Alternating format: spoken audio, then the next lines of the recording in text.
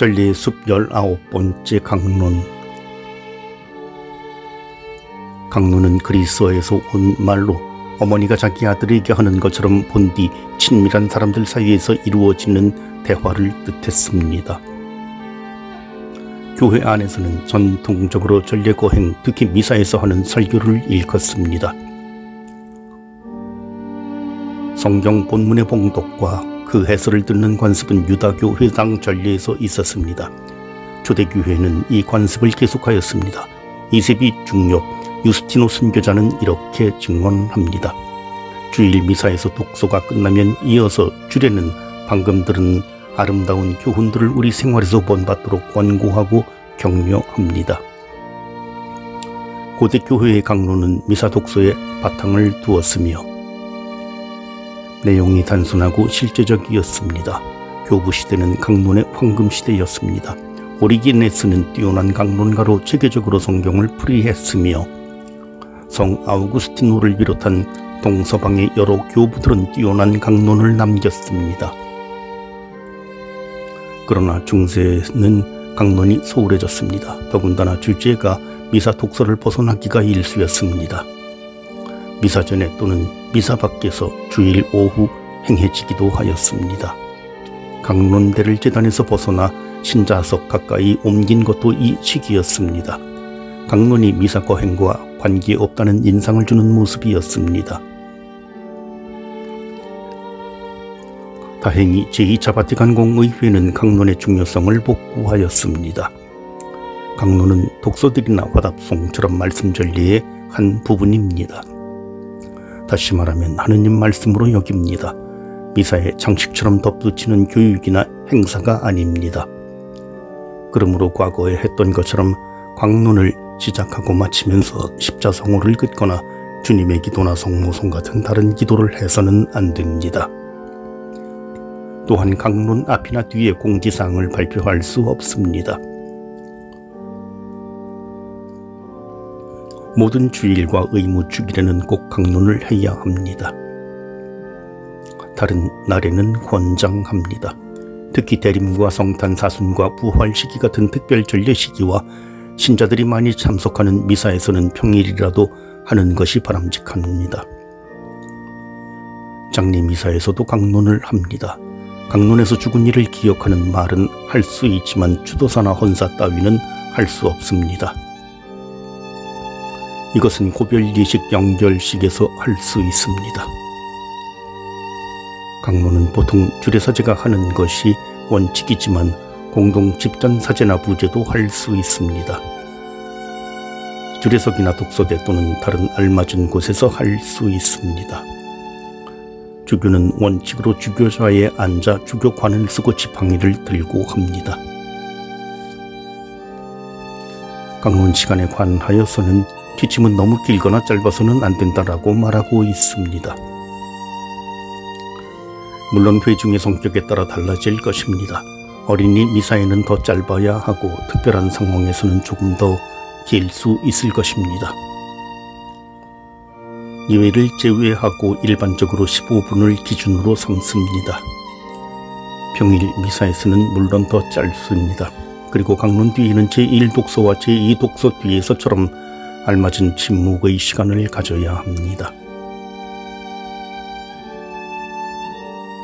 강론의 최고 모범은 예수님. 강론의 근본 목표는 하느님 말씀의 선포와 성찬 전례를 통해 하느님의 놀라운 업적이 오늘의 신자들에게 전달되고 다시 일어나도록 돕는 것입니다. 이 목표를 이루기 위해 그 미사의 성경 독서들, 미사 통상문, 성경 노래나 기도문들을 활용합니다. 나아가 그 미사의 성격이나 회중의 상황도 생각합니다. 그러므로 본문을 올바르게 풀이하여 문자적 의미와 함께 현실에 비추어 오늘의 사람들이 알아듣게 바꾸어 말해야 합니다. 그렇지만 강론은 여기에 그치지 않습니다. 물론 그것들을 포함해야 하지만 무엇보다 본문이 말하는 사건의 상황과 우리가 오늘 살고 있는 상황이 서로 열리게 해야 합니다. 그때 우리가 그 거룩한 사건의 주인공이고 그 사건이 우리 자신의 것이라는 사실, 곧 그 사건을 전하는 말들은 또한 우리에 관하여 하는 말, 주님께서 우리에게 하는 말이라는 것을 깨닫고 진정으로 감사를 드릴 수 있게 됩니다. 이것이 감사의 제사 곧 성찬 전례입니다. 강론의 최고 모범은 예수님이십니다.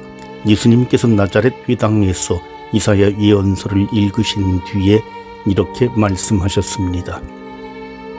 오늘 이 성경 말씀이 너희가 듣는 가운데에서 이루어졌다.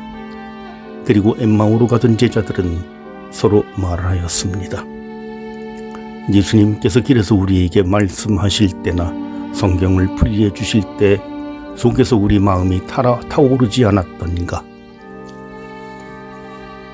침통했던 그들의 마음은 놀라움으로 바뀌었고 생기를 되찾았습니다.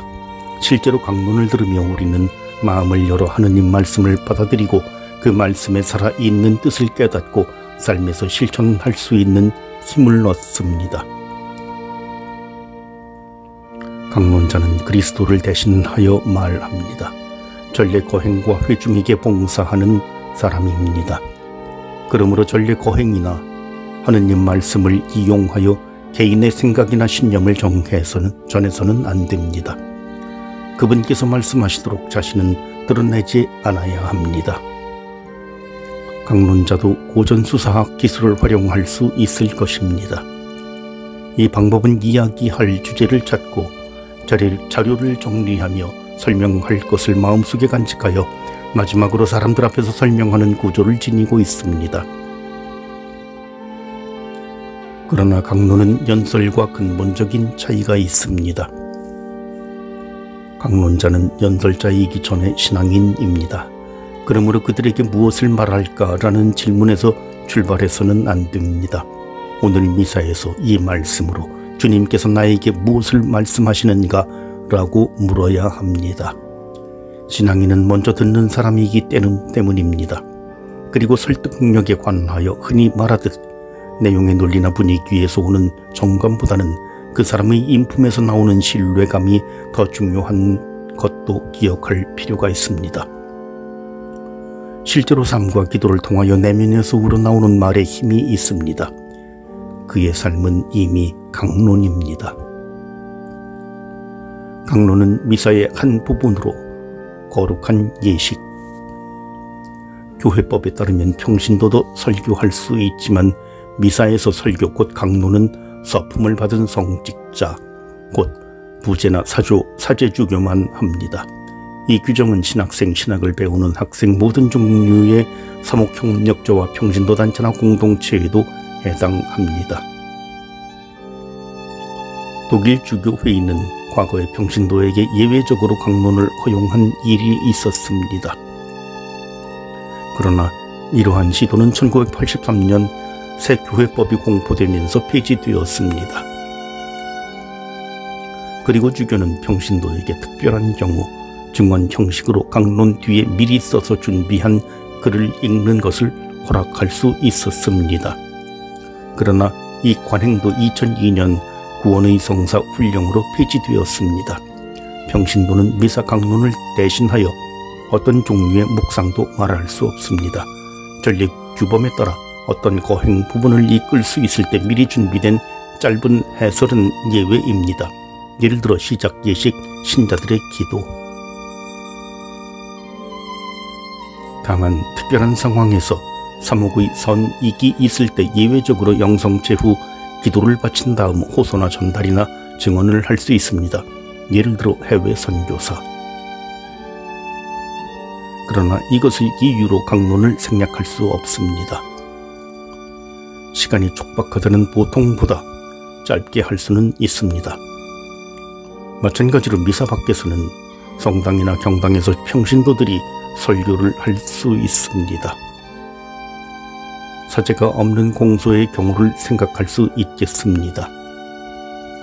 이 경우도 사제나 부제는 허용할 수 없고 오직 교구장만 허용할 수 있습니다. 매우 경직된 규정으로 보입니다. 사제가 그 나라의 말을 아직 잘 익히지 못한 선교사일 수 있고 말을 잘할 수 없는 노인이나 환자일 수 있고 또 다른 이유로 강론을 어려워하는 사람일 수도 있습니다. 강론의 중요성은 생각한다면 평신도나 수도자 가운데 믿음과 지식을 가지고 삶에 충실한 사람에게 맡길 필요성이나 가능성을 생각할 수 있습니다.